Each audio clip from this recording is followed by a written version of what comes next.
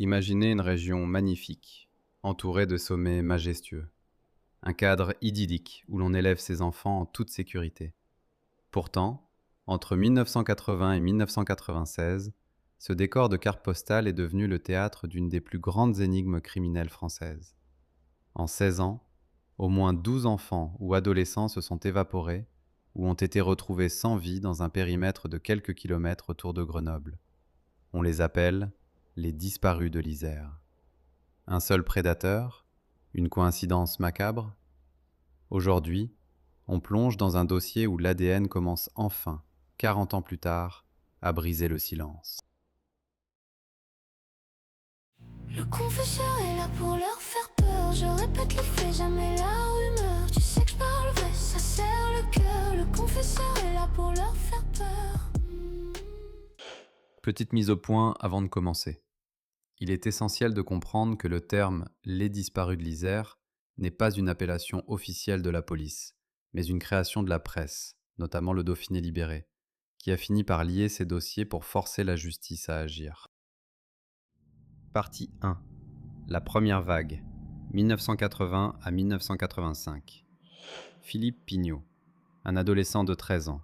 Le 25 mai 1980, il disparaît à la Morte-sur-Isère, un petit village de montagne, alors qu'il rentre chez lui à vélo.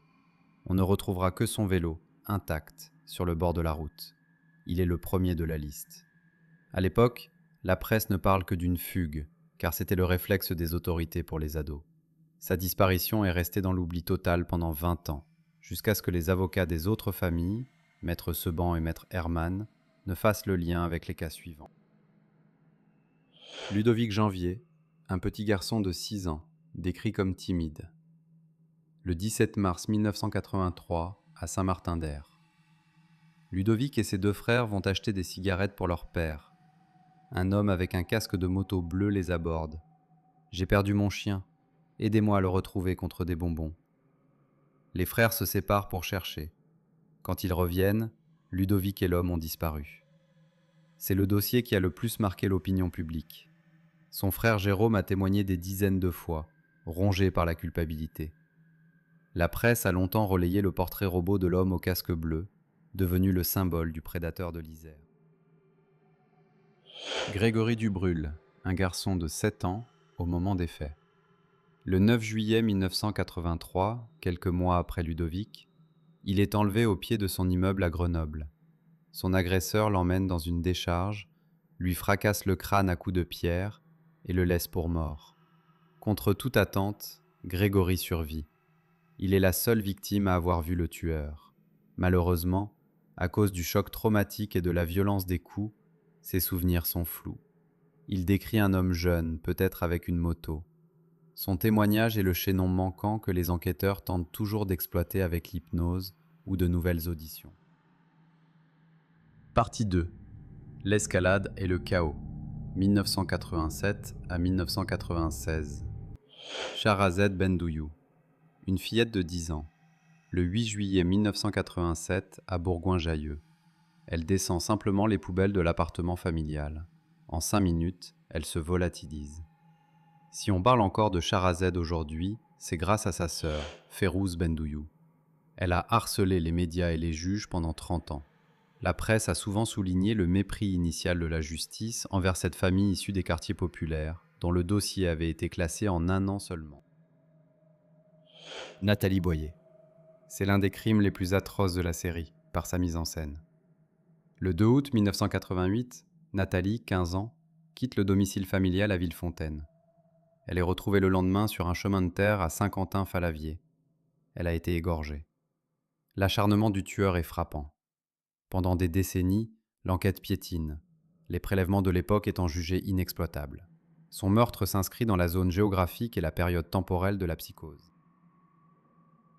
Fabrice Ladoux. C'est l'affaire qui a le plus traumatisé la ville de Grenoble. Le 13 janvier 1989, Fabrice, 12 ans, quitte son immeuble à Grenoble pour se rendre au collège. Il n'arrivera jamais. Son corps est retrouvé 3 jours plus tard dans un ravin du massif de la Chartreuse, au pied de la commune de Saint-Nizier du Moucherotte. Il a subi des sévices sexuels avant d'être tué d'un coup à la tête. En 2023, Son corps a été exhumé sur ordre de la juge Sabine Kéris. L'objectif était de chercher des traces d'ADN sur ses restes ou ses vêtements qui auraient pu être conservés par le froid ou le sol. C'est l'un des piliers du travail actuel du pôle Cold Case. Sarah Siad, 6 ans, est une petite fille joyeuse qui joue au pied de son immeuble, dans la cité Bourg-Vieux à Vorep. Vers 16h30, alors qu'elle joue avec d'autres enfants, elle s'éloigne pour suivre quelqu'un ou pour suivre un jeu. Elle disparaît en un instant. Son corps est retrouvé le lendemain matin par un travailleur communal, caché sous des branchages dans un terrain vague, à seulement quelques centaines de mètres de chez elle. Elle a été étranglée. La police ratisse la zone, interroge le voisinage, mais personne n'a rien vu d'anormal. À l'époque, les prélèvements ADN sont rudimentaires. On récolte des indices sur ses vêtements, mais ils dorment dans les scellés pendant 2 décennies. En 2023, son corps a été exhumé sur ordre de la juge Sabine Kéris. L'objectif était de chercher des traces d'ADN sur ses restes ou ses vêtements qui auraient pu être conservés par le froid ou le sol. C'est l'un des piliers du travail actuel du pôle Cold Case. Léo Ballet. C'est le dossier le plus mystérieux car il n'y a aucune preuve physique. Le 19 juillet 1996, Léo, 6 ans, randonne avec son père et 2 amis au col de l'Arpison. Le groupe s'arrête un instant. Léo fait quelques pas en avant ou en arrière. En moins de 2 minutes, il disparaît. Malgré des recherches massives, hélicoptères, chiens, 200 CRS, rien. Pas une chaussure, pas un morceau de vêtement. Comme il n'y a aucune trace de chute, l'hypothèse d'un prédateur qui connaissait parfaitement les sentiers et surveillait le groupe est la plus sérieuse.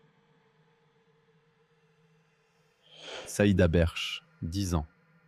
Elle habite la même cité que Sarah Siad, 5 ans plus tard. Un dimanche après-midi, le 24 novembre 1996, elle quitte son domicile pour se rendre à la boulangerie ou chez une amie. Les versions varient selon les témoignages, mais le trajet est très court. Elle ne revient jamais. Son corps est retrouvé 2 jours plus tard par des plongeurs de la gendarmerie dans le canal de la Trouille, un cours d'eau qui traverse la commune. Elle a, elle aussi, été étranglée. À ce moment-là, Vorep sombre dans la terreur. Les 2 fillettes habitaient le même quartier, avaient un profil similaire et ont subi le même sort. La rumeur d'un prédateur local s'installe, mais l'enquête patine à nouveau. Partie 3. Les monstres démasqués. Rachid Bouzian, 8 ans, est enlevé à Échirol. Son corps est retrouvé sous une bâche dans le garage d'un voisin, Karim Katefi. Ce dernier a tenté de simuler un enlèvement par des tiers. Cela prouve aux enquêteurs et à vous-même qu'en Isère à cette époque, il n'y avait pas forcément un tueur en série unique, mais parfois plusieurs prédateurs agissant simultanément. Georges Pouille, le tueur de Vorep. Il est la preuve vivante que la patience finit par payer. Pendant 17 ans pour Saïda et 22 ans pour Sarah, ces dossiers sont restés au point mort. C'est en 2013 que tout bascule. Le cold hit de l'ADN.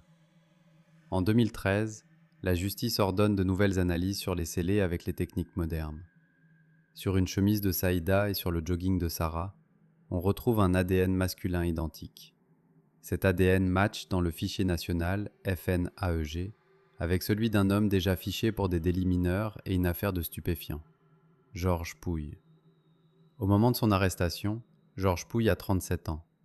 Il vit toujours dans la région, à quelques kilomètres de Vorep. En 1991, meurtre de Sarah, il n'avait que 15 ans. En 1996, meurtre de Saïda, il en avait 21. C'était un voisin. Il connaissait les lieux, les raccourcis, les terrains vagues. Il était considéré comme un homme fragile, un peu marginal, mais personne n'imaginait qu'il était le monstre que tout le département recherchait. Georges Pouille a été jugé et condamné à 30 ans de réclusion criminelle. Lors de ses procès, il est apparu prostré, s'exprimant peu, laissant les familles des victimes face à un mur de silence sur ses motivations réelles. En novembre 2024, un homme de 63 ans, prénommé Mohamed C., est interpellé en Isère. Grâce aux nouvelles techniques de l'ADN de contact, analysé des cellules invisibles à l'œil nu sur des scellés de 1988, les experts ont trouvé son profil génétique sur les vêtements de Nathalie Boyer. Il vivait dans le Nord-Isère à l'époque. Il a également été mis en examen pour le meurtre d'une autre femme, Leïla Afif, retrouvée brûlée en 2000. Les enquêteurs vérifient maintenant son emploi du temps pour toutes les autres disparitions d'enfants des années 80 à 90. Ces deux affaires sont fondamentales dans la nébuleuse des disparus de l'Isère, car elles représentent la plus grande victoire de la science contre le temps. Pendant plus de 20 ans, ces meurtres sont restés impunis, alimentant la psychose d'un tueur en série insaisissable, avant que l'ADN ne finisse par désigner un homme de l'ombre. Conclusion. Le devoir de mémoire. Le pôle Cold Case de Nanterre, créé le 1er mars 2022, n'est pas là pour refermer les vieux dossiers, mais pour les rouvrir avec les armes de la science moderne. Autour de la juge d'instruction Sabine Kéris, plusieurs affaires des disparus de l'Isère ont été reprises. Les scellés sont ressortis des archives pour être réexaminés et même les corps peuvent être exhumés, comme celui de Fabrice Ladoux en mars 2023, afin de lancer de nouvelles expertises ADN. L'objectif est glaçant mais essentiel, retrouver, des décennies plus tard, ce que l'enquête d'hier ne pouvait pas voir, une cellule, un cheveu, une trace infime, un fragment biologique, tout ce qui peut encore faire surgir un nom, une vérité, et peut-être enfin un peu de justice pour les familles. L'Isère n'est plus ce terrain de chasse impuni.